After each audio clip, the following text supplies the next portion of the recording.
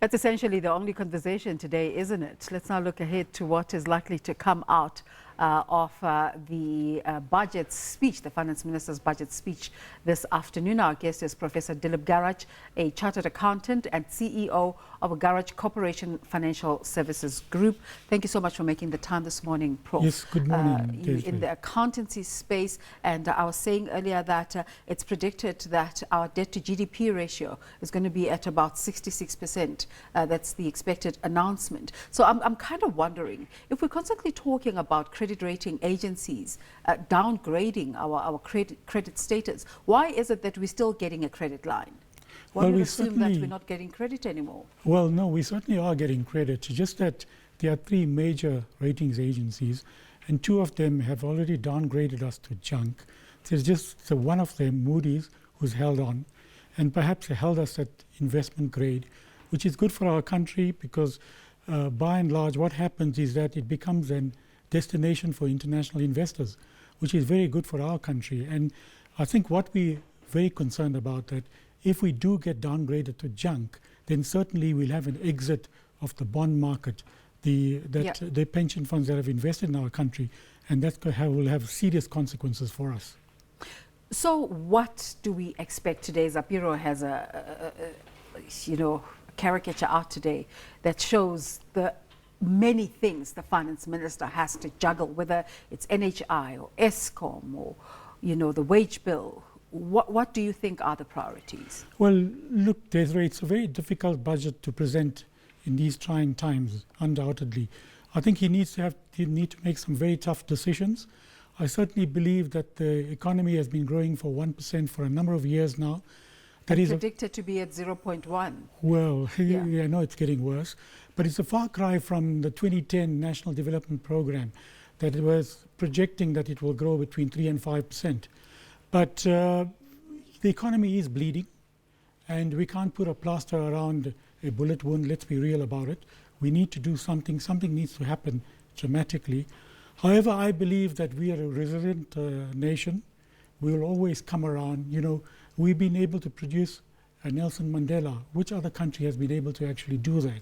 I certainly believe that we have great leaders in our country. We are... You do? Yes, I do. What do you mean by that? Well, certainly we have people, if we actually have a look at the history, and since we've achieved democracy, we've done a lot in this country. Yes, this road is very long, and we've passed some of this road, but we still have a long way to go, there's no doubt. But certainly these leaders have led this country. If you look at the Mandela-led government, they identified the socioeconomic challenges, and we've overcome some of these challenges in our country. And I think that's what we need to look at. And certainly South Africa being the largest mineral... It's interesting you say that, because socioeconomic challenges are some of the biggest challenges we're facing right now. Huge unemployment rate, levels of poverty just skyrocketing. Well, certainly, we've come from a historical past, which we don't want to really talk about. However, we've been achieving, it's been a slow road, it's been a hard road for us, but we're getting there slowly. So certainly I actually believe the fact that we're one of the largest mineral resource countries in the world, I mean, that's a real positive. The fact that that we, a country in the African continent, which is being looked at, we're one of the 54 countries, there's a population of 1.2 billion people in the continent itself. All of these are positives, and we must look positively. So certainly I believe that there is hope as we move forward. Where in this budget do we think the minister will be able to get some money to patch the holes that the economy is experiencing right now? There's been a lot of talk about an increase in VAT. Do you think that'll happen? Well, the minister has this tough decision about VAT. It's a political hot potato, undoubtedly. VAT will have to go up. Perhaps I think VAT will go up by 1%. It is a regressive tax. It hurts the poor people in the country. There is no doubt that that's going to, and perhaps the gap that we talk about. I dare say it hurts everyone. Yes, it does. It even hurts the beggar, because at the end of the day, when he gets an amount, when he goes to buy something that is VATable, he's going to be paying VAT. So that is a form of tax that unfortunately affects the whole country, and that's something that we'll have to live with. But the actual gap between what we collect and what we spend, that gap is fairly big, and it's growing each year. It's expected to be around 60 billion, and VAT is an easy way VAT will 1% increase in the VAT will probably result in 25 billion rand collected. So that gap will obviously close. But perhaps once again, you're going to find that taxes will have to go up. You know, as far as rich people are concerned, the wealthy will be taxed. I think there's a possibility of a transition levy. Yeah. We had one in the mid-1990s. We could have that. We could have capital gains tax narrowing. In other words, there's a tax arbitrage between income tax and capital gains tax. And we always believe that capital gains tax is a tax for the wealthy people. And that difference that we have between these tax rates will probably narrow now. So there are several other kinds of tax that may go up. We know sin taxes will definitely go up. We know that the road accident levy will increase. So all of those taxes will all contribute towards the actual deficit that we're looking at.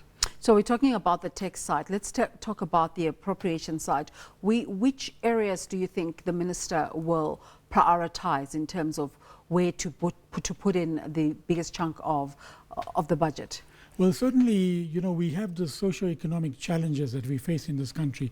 So if you look at education, health and housing, those are the critical areas. And we will continue to put money into those areas because we believe that we need money in those areas.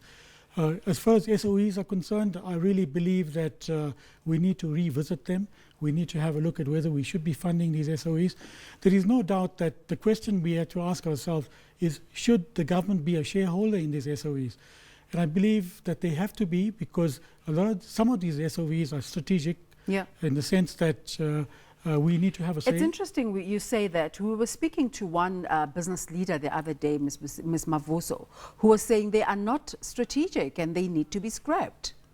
Well, they're strategic in that they help the country as a whole, they help the people in the country. So if you scrap them all but together... But does that responsibility belong to government? Well, actually not the whole responsibility. I believe that you need to privatize a lot of these strategic industries and perhaps let it be run. You see, the management and the operations itself, government is playing far too critical a role or a pivotal role in these. And sometimes it seems like that role is competing with the spirit of entrepreneurship in the country. It's stymieing the growth of entrepreneurs because this role is then handled by SOEs. Do you get that sense? Yes, certainly. I think that we need to consider, by us bringing in private enterprise within these SOEs, they'll probably run a lot better. That's the one thing.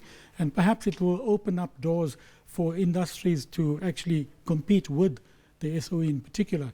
And that may be good for entrepreneurship and the spiritship of the country as a whole. So I think we need to see that happen. One of the bugbears is the relationship between finance, National Treasury and Labour in terms of that big concern about the big wage bill. How will the minister traverse this area? Well, certainly the wage bill is of concern. We know for a fact that it makes up 35% of the total expenditure of the budget. And that is quite a serious concern because you need to cut as far as the wage bill is concerned. We know for a fact that inflation has been hovering around 4%, 4 to 4.5%, which is good for the country because then in terms of the inflationary increases, perhaps you can negotiate that with the public sector and come up with a fair deal. I must admit that the government has been trying very hard to reduce the wage bill. We know for a fact that certain sectors, special dispensation was offered last year, but that seemed to have failed because it hasn't really worked. They were talking about allowing 30,000 employees to go, and apparently only about 5,000 had applied for it. Are willing to go. So that hasn't worked. So I think government really needs to find a way of ensuring that it trims its wage bill. Quite a tough budget, I imagine then. No doubt. It's going to be very difficult. Thank you so much for talking to us this morning. Accountant and CEO of the Garach Coporation Financial Services Group, Professor Garach, Dilip Garach, thank you so much for making the time. Thank you very much, Desiree. As we await that budget this afternoon.